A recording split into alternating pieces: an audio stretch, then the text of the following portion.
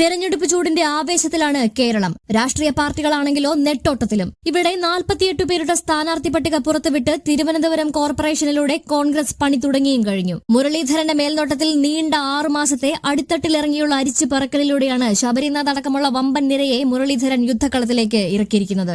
സാധാരണ തിരഞ്ഞെടുപ്പിന്റെ തീയതിയും പ്രഖ്യാപിച്ച് നോമിനേഷൻ പത്രിക സമർപ്പണത്തിലേക്ക് നീങ്ങുന്നതിന്റെ തലേദിവസമായിരിക്കും പല അഭിപ്രായ ഭിന്നതകൾക്കുമൊടുവിൽ വിവാദങ്ങളുടെ മാലപ്പടക്കവും പൊട്ടിച്ചുകൊണ്ട് കോൺഗ്രസ് സ്ഥാനാർത്ഥി പ്രഖ്യാപനത്തിലേക്ക് കടക്കാറ്. എന്നാൽ ആ പതിവുകളെല്ലാം തെറ്റിച്ചുകൊണ്ടാണ് ഇത്തവണ കോൺഗ്രസ് ഒരു മുഴം മുൻപേ എറിയുന്നത്. അതിനുള്ള കയ്യടി മുരളീധരന് കൊടുക്കേണ്ടതുമാണ്. എന്നാൽ അതിനിടയിൽ കോൺഗ്രസിനെ പ്രതിസന്ധിയിലാക്കിക്കൊണ്ട് ശശി തരൂർ എന്ന വിശ്വപൌരൻ തന്റെ ലേഖന പരമ്പരകൾ ആവർത്തിച്ചിരിക്കുകയാണ്. നെഹ്റു കുടുംബത്തെ അടക്കം പരാമർശിച്ചുകൊണ്ട് പ്രൊജക്ട് സിൻഡിക്കേറ്റിലാണ് ശശി തരൂർ കുടുംബവാഴ്ചയ്ക്കെതിരെ ലേഖനം എഴുതിയത്. നെഹ്റു മുതൽ പ്രിയങ്ക ഗാന്ധി വരെയുള്ളവരെ ലേഖനത്തിൽ തരൂർ വിമർശിക്കുന്നുമുണ്ട്. പരിചയത്തിനേക്കാൾ പാരമ്പര്യത്തിന് മുൻഗണന നൽകുന്ന രീതി ശരിയല്ല എന്നും തരൂർ ലേഖനത്തിൽ അഭിപ്രായപ്പെടുന്നുണ്ട്. വളരെ കടുത്ത ഭാഷയിൽ തന്നെ തരൂർ രാഹുൽ ഗാന്ധിക്കും പ്രിയങ്ക ഗാന്ധിക്കും ഇപ്പോൾ തെരഞ്ഞെടുപ്പ് നേരിടുന്ന ബീഹാറിലെ മുഖ്യമന്ത്രി സ്ഥാനാർത്ഥി തേജസ്വിനി യാദവിനും കണക്കിന് കൊടുക്കുമ്പോൾ കോൺഗ്രസ് ഹൈക്കമാൻഡിനെ അത് വല്ലാതെ ബാധിക്കുന്നുണ്ട്. അതുകൊണ്ട് തന്നെ തരൂർ വായടക്കണം എന്ന് ഹൈക്കമാൻഡ് കടുത്ത ഭാഷയിൽ തരൂരിനോട് താക്കീത് നൽകുന്നുമുണ്ട്. കഴിഞ്ഞ ദിവസം കൂടി കേരളത്തിലെ കോൺഗ്രസിന്റെ മുന്നോട്ടുപോക്കുമായി ബന്ധപ്പെട്ട യോഗങ്ങളിലെല്ലാം തന്നെ കോൺഗ്രസ് തരൂരിനെ ക്ഷണിക്കുകയും തരൂർ അവിടേക്ക് നിറസാന്നിധ്യമായി നിൽക്കുകയും ചെയ്തതാണ്.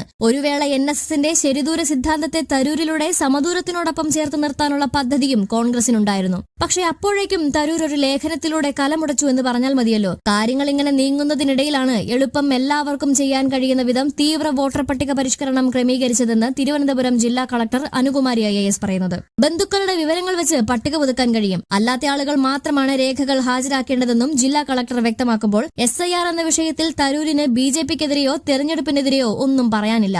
എല്ലാ തെളിവുകളും നിരത്തി വോട്ടുകൊള്ള നടക്കുന്നുവെന്ന് രാഹുൽ ഗാന്ധി നാട് മുഴുവൻ പെരുമ്പറ കൊട്ടി വിളിച്ചു പറഞ്ഞ ആദ്യ നാളുകളിൽ BJPക്കും മോദിക്കും തെരഞ്ഞെടുപ്പ് കമ്മീഷനുമെതിരെ പാർലമെന്റിന് മുൻപിൽ പ്ലക്കാർഡും ഉയർത്തിക്കൊണ്ട് തരൂർ ഒന്ന് പ്രതികരിച്ചു എന്നതൊഴിച്ചാൽ തരൂർ ഒരു ചെറു വിരലനക്കം പോലും ഈ ജനാധിപത്യത്തെ ഇല്ലാതാക്കുന്ന വോട്ടുകൊള്ളക്കെതിരെയോ എല്ലാവരെയും പുറന്തള്ളുന്ന SIR എന്ന വോട്ടർ പട്ടിക പരിഷ്കരണത്തിനെതിരെയോ മിണ്ടിയിട്ടില്ല.